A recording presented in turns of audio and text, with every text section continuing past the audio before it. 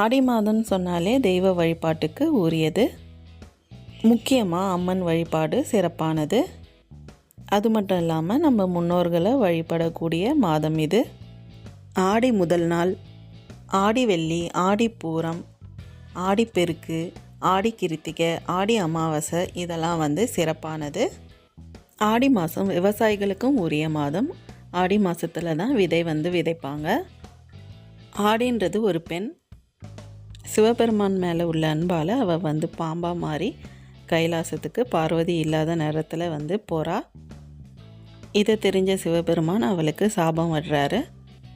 அதனால் கசப்பான வேப்ப மரமாக மாறிடுறா.